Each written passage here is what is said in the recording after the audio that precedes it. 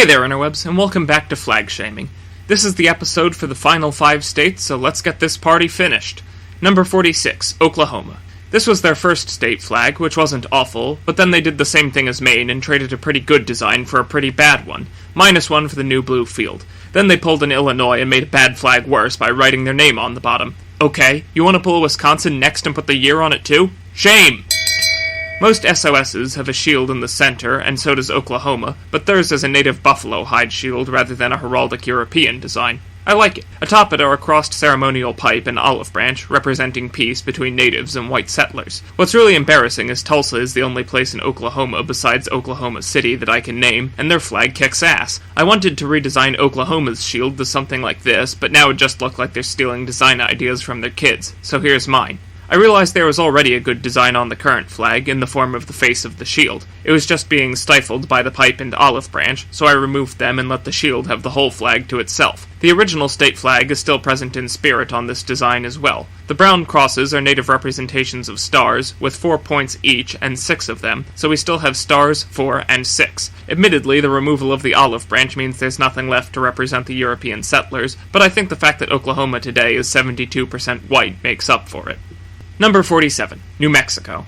They may have been 4th to last to join, but they came in first on the 2001 NAVA survey, and rightfully so. Their flag is great and is consistently named as one of people's favorite state flags. When I laid eyes on the design, it was love at first sight, but as time went on I found I liked it less and less. These days I'm of the highly unpopular opinion that it's basically a reverse SOS. A seal on a sheet has too much detail to look good. The Zia Sun, on the other hand, doesn't have enough detail, and it's still on a sheet. Alabama's Saltire may be a simpler design, but at least it fills out the canvas. This single-color minimalist symbol on a plain yellow field seriously looks like it could be something's seal, or more accurately, a corporate logo for a pharmaceutical manufacturer. Very little about this image says flag to me. Maryland screams flag, but this is just a round logo on a boring background. I suddenly understand how the flaggy flag rebel scum feel.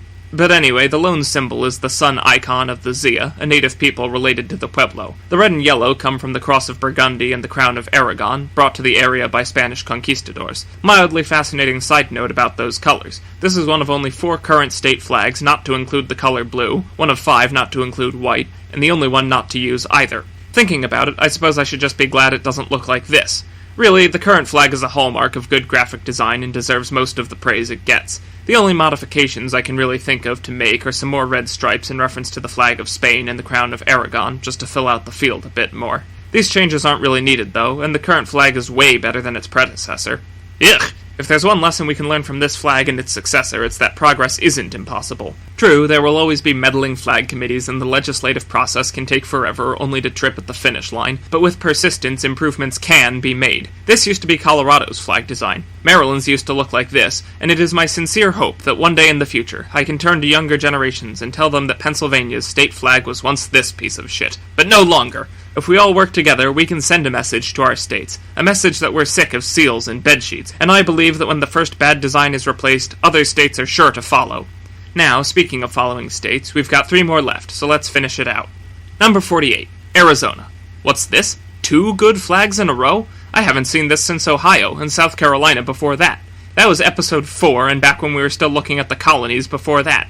America, that showing is shameful, but this flag isn't. Normally, when a flag depicts a sun halfway behind the horizon, it's rising to symbolize hope. But Arizona's is actually setting, because the sun sets in the west and Arizona is a western state. The 13 rays of light stand for the 13 colonies. They're red and gold, again, for the Spanish conquistadors, specifically Coronado's 1540 expedition, even though he never used those colors. The red and gold actually came later in Spain's history. The blue underneath represents the Colorado River, and the star in the middle is copper, since Arizona is the nation's leading producer of the metal.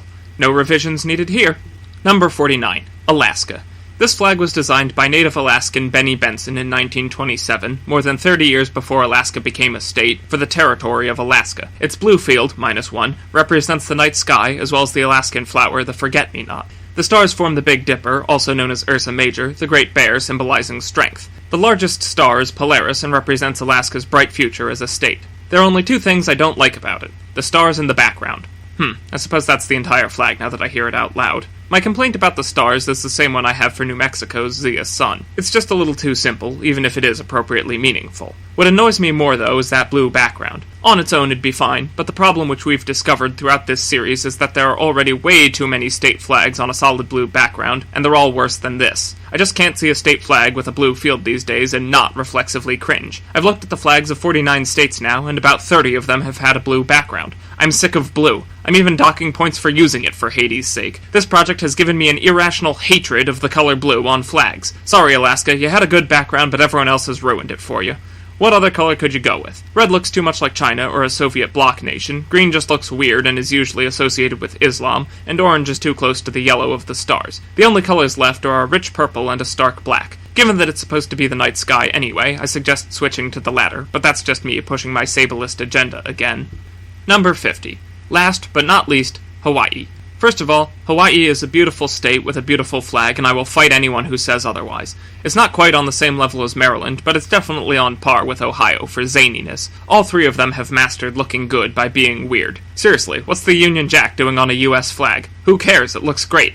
I actually wanted to dig into the state's history to figure out why it's there, but it's a very deep well, and the most I'm prepared to say right now is that it's based on the British naval ensign, reflecting the Empire's influence on Kamehameha's kingdom. That's also why it uses a 1-2 ratio, as opposed to the more common 2-3. The 8 stripes of white, red, and blue say USA, while also representing the state's 8 primary islands.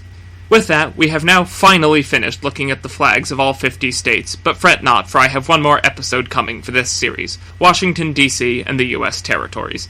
As usual, it'll come out next weekend, after How Fascinating comes out on Wednesday. If you want to discuss the very few redesigns from this episode, check the Reddit link in the description. There's also a link to my Twitter, where I've been known to post other flag designs and redesigns. Until next time, thanks for watching, and have a nice day.